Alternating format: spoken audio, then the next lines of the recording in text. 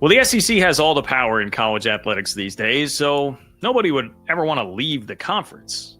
Or would they? Because of a perfect storm of geography, football and basketball success, and one dreadful Big 12 football program, Arkansas was almost a Big 12 school. And the only reason they're not one right now is, well, they got turned down. It's 1978, and Arkansas has a couple of big-time coaches in football and basketball. Eventual Notre Dame national champion head coach Lou Holtz is leading the football program, and future Oklahoma State legend Eddie Sutton is the head coach of the men's basketball program. They're in the Southwest Conference with Texas, TCU, Texas Tech, Texas A&M, SMU, Houston, and Rice. And Arkansas is in a stretch of 4 9-win seasons in 5 years. Lou Holtz knows what he's doing, as it turns out. I don't get man cold. He's perfectly carrying on the legacy of former head coach Frank Broyles, a legend who had recently retired. From 1965 to 1987, Arkansas was the only Southwest Conference team to qualify for a major bowl bid outside of the league tie-in to the Cotton Bowl, and they did it 5 times, going to 3 Sugar Bowls and 2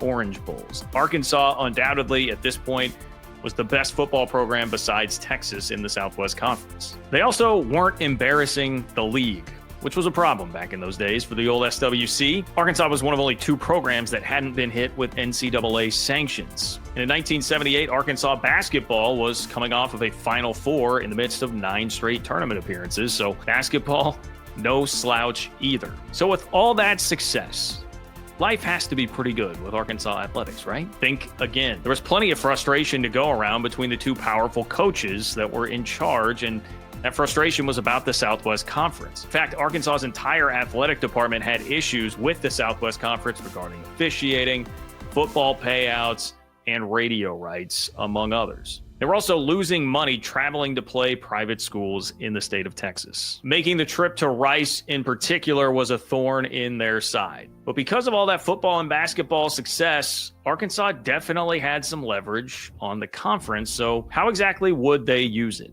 There was another conference that geographically was pretty close to Arkansas. In fact, even closer. And it's one that doesn't exist anymore technically. That is the Big 8 Conference. There were 4 Big 8 schools that were actually closer to Arkansas than its closest Southwest Conference rival. So it made sense that there would be a natural connection there and that Arkansas could have a possible eye on the league and a move. Kansas, K-State, Iowa State, Oklahoma, Oklahoma State, Colorado, Missouri, Nebraska had all been a part of this conference for 30 years. And at this time, the Big 8 was considering a pretty big move, kicking out a school that frankly was not pulling its own weight at all in football. That school was K-State. The Wildcats had a top 20 basketball program historically and racked up 3 Big 8 basketball titles, 4 Sweet 16s, and 3 Elite 8s, all in the previous decade. The football program, however, was about as bad as it gets. The Wildcats had won only 5 combined games the previous 3 years and had never been to a bowl game. There was talk that the Big 8 wanted to replace K-State, and the perfect replacement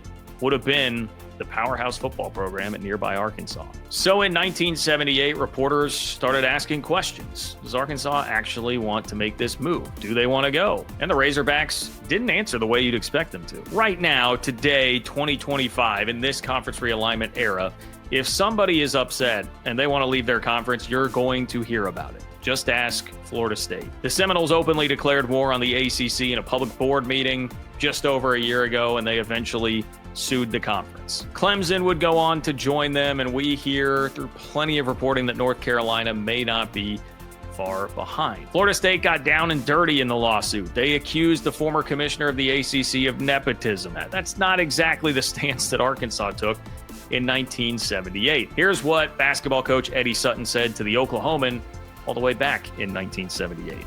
Quote, "I don't think the Big 8 would invite us to join that league unless, well, I can't see the Big 8 becoming the Big 9. But if Kansas State should find in 2 or 3 years that football-wise they're not going to be able to cut it, then there would be an opening and an invitation. If the decision ever was made by the Big 8 to invite us, I think there would be some real soul-searching by our administration and our athletic director, Frank Broyles." It's a much more measured approach by 1978 Arkansas than 2023/24 Florida State. So after Eddie Sutton's quote, what happens? Well, really Nothing. After Arkansas's initial flirtation with the Big Eight, the invitation they thought might be coming never actually materialized, and the Razorbacks weren't aggressive enough to make it happen the way that Florida State is trying to make it happen to get out of the ACC. But this saga wasn't over yet. Flash forward to 9 years later. It's 1987. Arkansas football in the midst of another dominant stretch. They would win 9+ games in 5 straight seasons,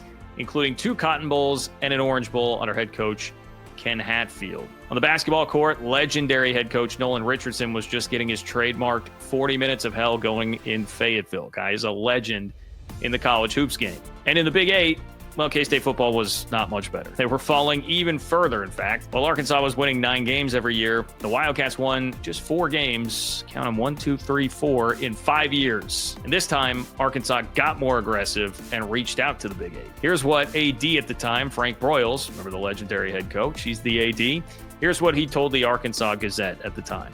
Quote, "If such a thing should happen, it would come as a blockbuster overnight." Well, that sounds a lot like what happened with the SEC in Texas and Oklahoma, and then what happened with USC, UCLA, leaving the Pac-12 for the Big Ten. But Big 8 or Big 12 fans have former Big 8 Commissioner Carl James to blame for not actually landing Arkansas. James had already turned down overtures from North Texas State and Northern Illinois and decided because of that on a blanket policy of no new members. Makes sense to not entertain the North Texas State and Northern Illinois of the world, but maybe you should make an exception for an Arkansas. But once again, the Arkansas and Big 8 marriage just wasn't meant to be. However, things still worked out pretty well for the Razorbacks. Arkansas didn't have to wait long to find a better home than the Southwest Conference. On August 1st, 1990, just a couple years later, they accepted an offer from the SEC, and the rest is history. The SEC, of course, would go on to be the dominant force in college football and college athletics as a whole. That hasn't always been great for Arkansas' success on the field in such a highly competitive league, but it's been great for the Razorbacks' wallet and great for security at a time when many conference schools have to constantly worry about both in this conference realignment era.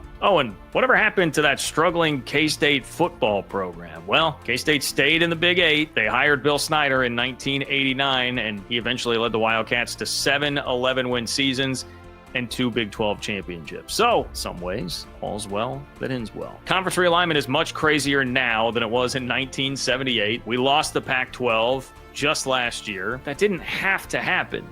Check out this video for the whole story.